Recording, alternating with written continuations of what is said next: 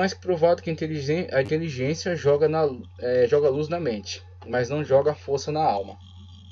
Por isso, eduque a criança nos caminhos cristãos, a fim de que na escola secular ela venha receber a luz da inteligência e nos princípios cristãos ela receba a força na consciência. E mais do que a educação vai ocupar um papel preponderante, um papel importante na questão do fortalecimento dessa criança na sua fé, mas a promoção do contato pessoal dela com Deus. Então a criança tem que ter o seu próprio envolvimento com Deus, seu próprio contato com o Senhor.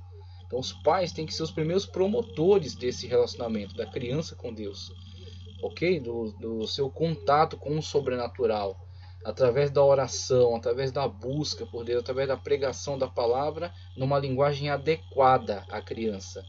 Tá? Para que ela tenha as suas próprias experiências com Deus. Uma vez que a criança tiver uma experiência sobrenatural com Deus, não há teoria científica, materialista, cética até que consiga remover esse sinal.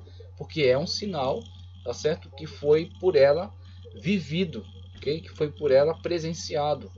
Certo? Então isso está para além das explicações, das racionalizações, que é o que acontece em relação à minha vida. Eu tive um sinal da manifestação de Deus e isso não pode ser arrancado por qualquer tipo de teoria até que se levante, por mais bem engendrada que seja, por mais que me vençam em qualquer argumento, não tem problema. Eu não sou o pináculo da argumentação, certo?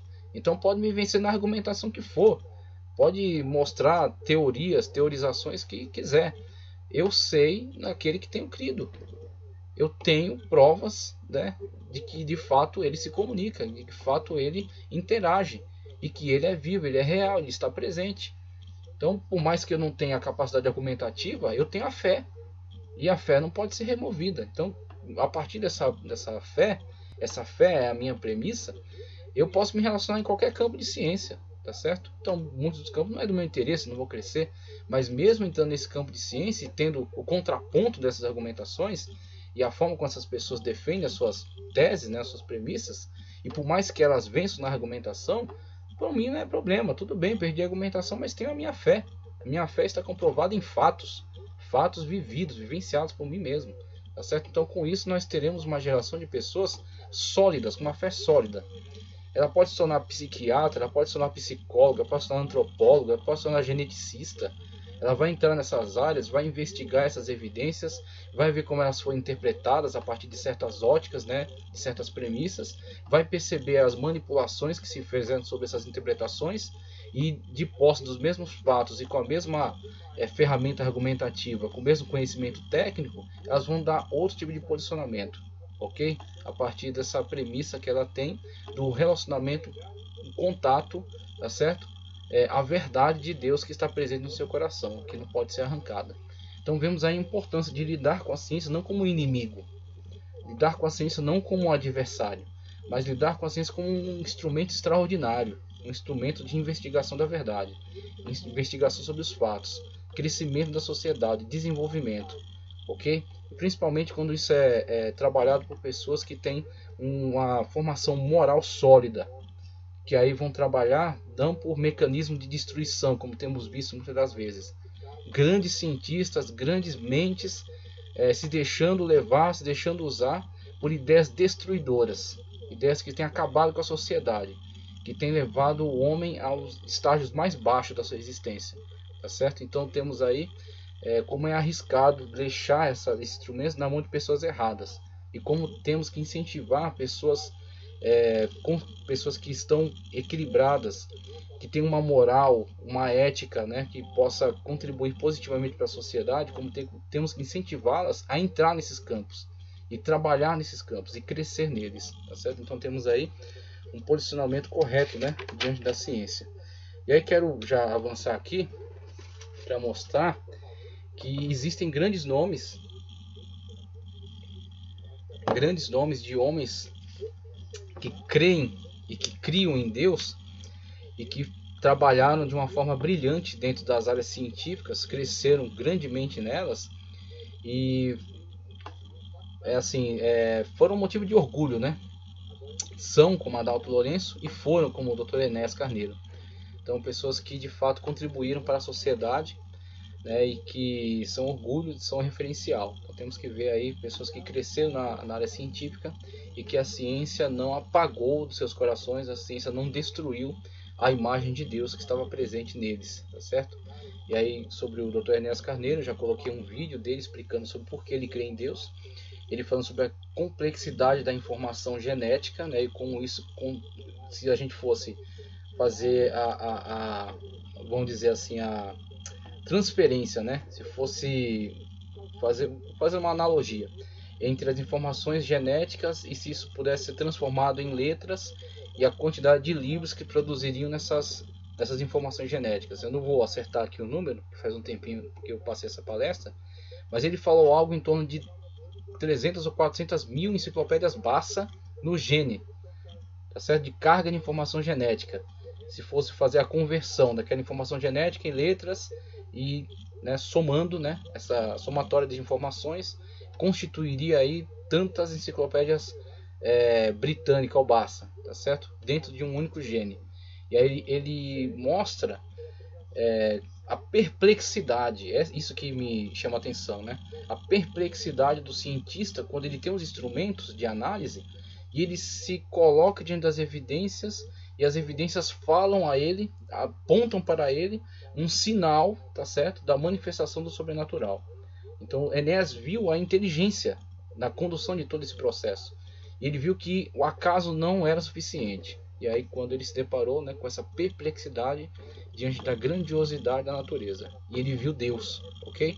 Então temos aí uma frase dele: o mais importante de tudo é estudar, é aprender. Estudando e aprendendo, o indivíduo é livre. Ele consegue lutar por uma sociedade melhor. O grande propósito, né? Agora, para que ele tome esse posicionamento, existe toda uma carga de formação ética e moral, ok? Comunicada não pelos bancos escolares, que não tem essa obrigação, não tem que ser cobrado deles, mas comunicada ou pela família, ou pela igreja, ou pelos dois. Então, ideal é que seja pelos dois. Uma sociedade melhor, sem nenhuma dúvida, só será feita quando cada um tiver a ideia do mundo em que vive e de si próprio como um cidadão dentro da sociedade. Dr. Enéas Carneiro, tem aí, né?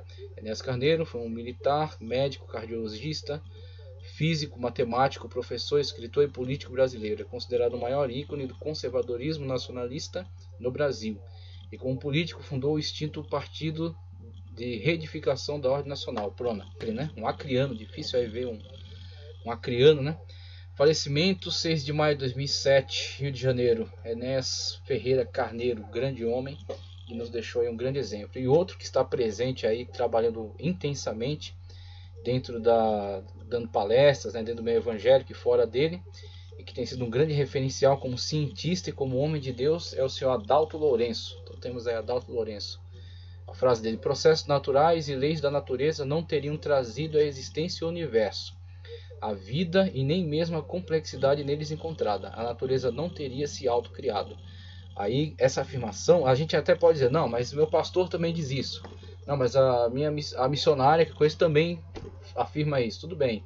Tem autoridade? Sim, claro que tem. A partir do subsídio bíblico, né? A partir do fundamento bíblico no qual, né, pregam, né, se utilizam para a sua mensagem. Tem autoridade, com certeza. Mas nós precisamos também de pessoas que adentram ao mundo das ciências, tá certo? Desenvolvem-se, crescem, se aperfeiçoam dentro de uma área, dentro de um campo dessa ciência. E a partir desse campo da ciência dão um parecer. É um técnico, tá certo? É um perito nessa área.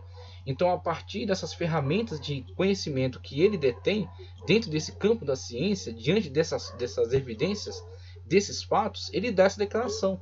E aí, a questão da autoridade dele é que ele está par a par, tá certo? Ombro a ombro, com outros cientistas também especializados nessa área e que tem outro enfoque, que tem uma outra visão de mundo, tem uma outra cosmovisão, tem outras premissas e interpretam de outras maneiras. Lembrando sempre que os fatos não podem ser distorcidos para atender às teorias, mas a interpretação que se traz sobre os fatos, né, está ligada também a uma determinada premissa, que faz você enxergar algumas coisas e não outras, né? Então ele, diante desses fatos e com a capacitação que ele tem, a partir da autoridade que ele detém como especialista na área dele, ele nos dá esse parecer. E aí onde entra o grande valor de incentivarmos pessoas a de fato crescerem dentro das ciências, né, avançarem e poderem então fazer essa análise. Eu não tenho essa capacidade, né, do seu Adalto Lourenço, porque eu não tenho essa formação, mas eu trabalho dentro daquilo que é possível a mim, né, dentro dessa área religiosa, né, eu vou trabalhando, vou crescendo, vou analisando e contando com apoio, contando com a informação, né, comunicada por esses grandes homens. Adalto Lourenço, formado em Física pela Bob Jones University, em 90, Carolina do Sul, Estados Unidos. Possui mestrado em Física, obtido na Clemson University, 94, Carolina do Sul, Estados Unidos. Talvez ele já tenha adquirido outros títulos de formação, porque essa minha informação não sei se está atualizada. Mas temos aí exemplos de grandes homens que avançaram nas suas áreas de conhecimento científico e a sua fé não foi destruída por causa disso. A sua fé está viva, está firme dentro deles. Eles têm evidências, né, desta fé. Eles creem nela de uma forma sólida e analisam agora esses fatos, né, e dão parecer acerca deles, né, mostrando aí, por exemplo, que os fatos também falam sim poderosamente acerca do sinal que é comunicado da interferência do sobrenatural. Sobrenatural, ele se manifesta e quando ele se manifesta, ele deixa rastros aí dentro das evidências que podem ser capturadas aí pela ciência. Então a ciência não investiga Deus diretamente, mas Deus deixa sinais na natureza que podem ser capturados aí pela ciência. É interessante vermos aí, como isso é importante também para a afirmação da nossa cosmovisão sem qualquer tipo de constrangimento. A cosmovisão cristã não pode ficar enclausurada dentro da igreja, nem dentro da vida particular. Ela pode e deve reger toda a nossa vida, né, todas as áreas da nossa vida. Ciência e arte, agora falando na área da educação. Então a educação tem todo esse aspecto de ser uma ciência, né, porque ela tem técnica, ela é sistematizada, ela trabalha juntamente com outros campos da ciência, né, estudando a inteligência, estudando processos de desenvolvimento da inteligência. Temos a epistemologia, tá? Que estuda o conhecimento, o surgimento do conhecimento na mente humana, como a mente humana vai adquirindo, vai adaptando-se, né, a essas novas informações e vai modificando, tá? Então temos aí uma área científica. Então a pedagogia toma emprestado da psicologia, por exemplo, né? Temos aí a psicopedagogia, trabalhando dentro dessa área específica em relação ao conhecimento e construindo ferramentas melhores de comunicação dos saberes, né? Então técnicas melhores, melhor forma de comunicação a partir dessa área científica da pedagogia e da educação sistemática de modo geral. E ela é arte também porque ela assim depende muito, né, de um elemento de inspiração daquele que está comunicando o saber, né, de uma criatividade, né, depende muito aí desta forma como que ele torna essa linguagem adaptada, né, ao determinado público e como ele inspira esse público. Ele torna o conhecimento agradável, né, o conhecimento, vamos dizer assim, torna desejável, né, para que os seus alunos, para que os educandos possam então possam então ingressar, né, nessa aventura que é adquirir saberes, adquirir conhecimento. Então a educação ela tem esses dois aspectos. Tem um aspecto científico, né, onde temos as teorias, as regras, né, temos os postulados científicos, e ela também tem a arte, quando nós vemos aí como o professor, né, ele precisa ter essa habilidade artística também na comunicação dos saberes. Precisa ter esse tato, né, essa inspiração. Com relação à terminologia, eu peguei aqui algumas definições. Temos essa primeira. O que é educação? É o processo pelo qual uma pessoa ou um grupo de pessoas adquirem conhecimentos gerais, científicos, artísticos, né? Então temos a questão daquilo que é belo, né? Aquilo que é agradável, né? Aquilo que vamos dizer assim, aquilo que atrai assim a atenção, tanto pelo aspecto da beleza, quanto da rusticidade, né? Quanto do espanto, quanto da perplexidade. Então todos sentimentos que fazem parte, que integram o ser humano e podem ser instigados dentro da educação. O horror ao holocausto, né? A alegria, né, pelo desenvolvimento da tecnologia, tá certo? O amor aos indivíduos, então, muito apelo ao sentimental. Então temos aí também um aspecto artístico, né? Técnico, e aí temos diversas técnicas para a aprendizagem ser testada, por exemplo, formas de avaliação, né? Aí trabalhos, redações, né? Fazer análise de texto, né? Provas principalmente, né? Diversos tipos de provas que são aplicadas para se mensurar aquilo que foi absorvido do conhecimento. Então, temos a parte técnica, né? Ou especializados. Então, cada área de educação tem, de modo geral, né? Pedagogia geral, as fases iniciais, depois especializações. E aí, quando chega a determinada fase, entra o especialista, né? Onde entra o professor de história, geografia, biologia, química, física, né? Matemática, português, língua geral, português, inglês e tal. Então entra áreas mais especializadas, com o objetivo de desenvolver sua capacidade ou aptidões.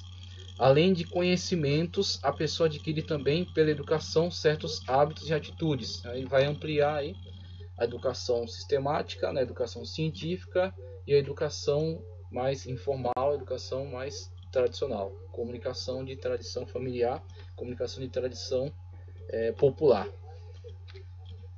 Outra definição: ação ou efeito de educar, de aperfeiçoar as capacidades intelectuais e morais de alguém. Educação formal, educação infantil, processo em que uma habilidade se desenvolve através de seu exercício contínuo. Educação musical. Dá vários exemplos aí, vários meios pelos quais a educação se manifesta, tá? A etimologia, aqui está em tela, e a que eu vou passar aqui da apostila, tá? Então aqui está em tela, temos aí o termo latino educare.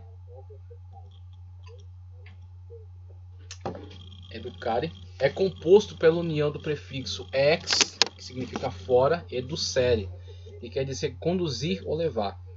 O significado do termo direcionar para fora era empregado no sentido de preparar as pessoas para o mundo e viver em sociedade, tirar para fora do seu ambiente íntimo, né, ou do seu egocentrismo, inseri-las dentro do meio social com as suas regras, né? Precisa saber se conduzir dentro do meio social, é saber se colocar como cidadão.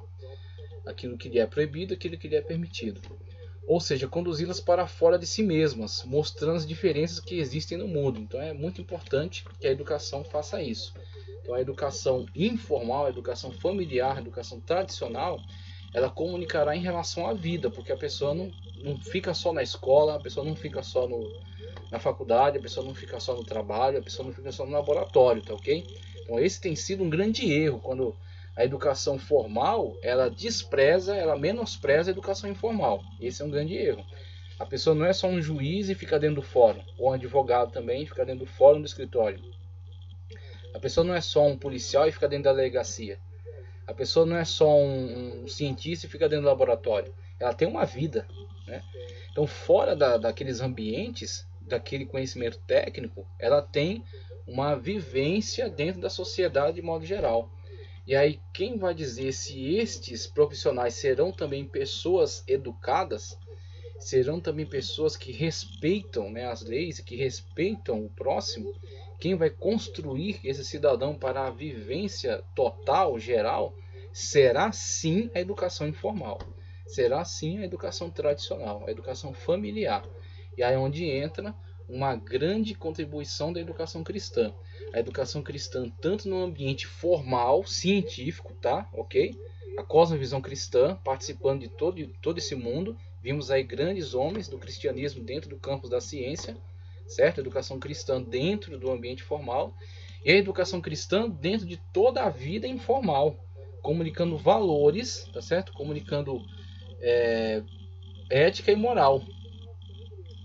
Construindo a ética e a moral, para que a pessoa possa se comportar bem, ser um cumpridor de regras, ser uma pessoa que se posiciona corretamente, ser uma pessoa que exige seus direitos, sim, ser uma pessoa que critica aquilo que está errado, a pessoa que não aceita ser manipulada, né? A pessoa que sabe se comportar de uma forma positiva diante da vida, né? Contribuindo tanto para o seu próprio bem quanto dos demais.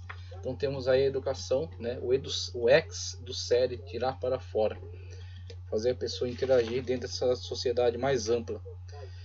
E aqui na apostila, em sua terminologia, educação provém do latim educatio, educationis, designativo da criação de seres humanos, animais e plantas. Esses termos têm sua origem em duas raízes com sentidos opostos, mas complementares, na definição da relação do ensino-aprendizagem. esse processo ensino-aprendizagem, né? Então, ensino, técnicas de ensino, comunicação de saberes e aprendizagem, formas como o ser humano absorve esses conhecimentos, epistemologia, como é que o conhecimento surge, como é que o conhecimento se desenvolve, como é que ele é absorvido, como é que ele permanece, né? Constrói uma inteligência dentro do cérebro humano. Então, vemos aí, ensino-aprendizagem, né? A saber, educare, que significa alimentar, amamentar, criar, nutrir crianças, onde a ideia de algo externo concebido a alguém. E educere, que denota fazer sair, lançar ou tirar para fora, dar à luz, produzir, criar, daí a ideia de estimulação, liberação de forças latentes, condução de um estado para outro, modificação, educere, exducere, né, tirar para fora, conduzir de um estado para outro. Modificação, mas não só modificação. Não é só ser diferente, não é só ser modificado. É melhoria, é avanço, é evolução. Tá? Então, muitas das vezes a ênfase fica só em modificar. Mas só modificar por modificar pode se modificar para pior. Então, a educação cristã estimula o avanço, a melhoria, tá certo? A evolução da pessoa humana. Quando era criança, falava como criança, agia como criança. Me tornei adulto, deixei as coisas de criança. Paulo, tá certo? Avanço, transformação, amadurecimento. Tem gente que só envelhece, mas não amadurece. Amadurecer é sair de um aspecto, de um comportamento que é característico, né, da fase infantil. É uma coisa um tanto mais emotiva, descontrolada, irracional. Sair disso e amadurecer, ser mais racional, responsável, ser exemplo para os demais, se conduzir bem, saber evitar, tá certo? Coisas que são negativas. Tudo me é lícito, mas nem tudo me convém, tá certo? Então vemos aí o que é amadurecer, o que é evoluir, tá? Sua finalidade, ele vai aqui abordar algumas questões da finalidade da educação. Veja, eu vou trazer a contribuição deste livro aqui, Psicologia Pastoral de Jalmel de Oliveira Lopes. Então, um livro excelente. Então, vou trazer essa contribuição aqui para falarmos da importância, tá? Dentro da finalidade, né? A importância da educação cristã a partir do lar, né? A primeira escola, a formação base de toda a sociedade. Como já tenho dito em outras ocasiões, inclusive na aula que foi gravada já, Mordomia da Família, todos tiveram um mesmo início enquanto crianças e poderiam ter sido bem orientados, né? Alguns foram sim, outros não. Outros mesmo tendo sido bem orientados tomaram decisões ruins depois. Outros foram mal orientados, mas depois transformaram, né? Passaram por uma mudança, né? Uma epifania e tiveram uma transformação e passam então a ser hoje grandes referenciais. Mas é importante sempre a atenção sobre o papel, a importância, né? A prioridade da educação. Então temos a questão da finalidade, ele diz o seguinte: a educação tem como finalidade despertar nas pessoas sua verdadeira natureza, tá? São seus valores velados atrás de uma natureza embrutecida herdada do animal, pois essa não é a verdadeira natureza do ser humano, pois o homem não foi criado, programado para ser o que vemos ser. A natureza original do homem não foi programada para fazer o ruim, mas para fazer o bom, tá? Então, só uma coisa que eu quero destacar: não fazer uma associação muito profunda entre uma certa visão da educação chamada inatista, tá? Que a gente vai ver daqui a pouco, né? Uma questão, na verdade, mais ligada à psicologia, tá? Aí a psicologia sendo utilizada como uma das ciências auxiliares da pedagogia. Então a pedagogia toma de empréstimo esses conceitos, tá? Para elaborar sua técnica, sua forma de comunicar conhecimento. Então, a partir de algum pressuposto, né, inatista, né, que a criança, na verdade, ela tem em si já aquilo que é da sua tendência, vamos dizer assim, a sua vocação, né? Então, infelizmente, alguns até olhavam para isso e diziam que alguns já têm vocação ruim. Então, mesmo com interferências externas, a vocação dele vai se manifestar. Então, aí temos uma visão negativa, uma visão pessimista, né? Mas essa questão inatista, ela trabalhava mais a questão de que as habilidades já estão inatas e o professor simplesmente já as desperta, tá? E não tanto a questão de direcioná-la, moldá-la, mas somente de despertar, tá? Então a gente vai ver daqui a pouco alguns desses postulados, né? Postulados filosóficos, psicológicos e que são aproveitados dentro da pedagogia. Então eu quero só assim, não confunda tanto com essa questão inatismo, porque a abordagem do professor aqui é mais a questão bíblica de falar acerca da criação original do homem. Então não tanto vinculado à questão filosófica ou psicológica da abordagem inatista, mas sim da abordagem bíblica, onde o homem original, o Adão, foi criado numa natureza perfeita, né, por um Deus perfeito. Então temos assim como que potencialmente dentro de nós, de todos nós, este Adão, né, essa criação original de Deus, que é obliterada, vamos dizer assim, que é encoberta por uma natureza embrutecida por causa da manifestação do pecado. Então, muitas das vezes, o papel da educação cristã é lapidar, né? Lapidar esta natureza humana, de modo a que a palavra de Deus venha trazer cura sobre as suas manifestações pecaminosas, controle sobre os sarx, né? Sobre a carne, né? Para que o soma, que é a totalidade do ser, né? Do corpo humano, corpo, alma e espírito, né? Natureza tricotômica, para que ao soma, o corpo, né? Toda a natureza humana possa estar sujeita à palavra de Deus e assim possa desenvolver-se de uma forma muito mais ampla, né? Evoluir no seu crescimento, né? No seu desenvolvimento. E como Paulo fala, né? Como parâmetro, atingir até a estatura de Cristo, né? E a estatura de Cristo não será atingida certamente na nossa natureza atual, mas ela tem que ser buscada para que, enfim, a alcancemos na transformação pela qual vamos passar. Quando formos glorificados, alcançaremos a perfeição da nossa natureza. Mas até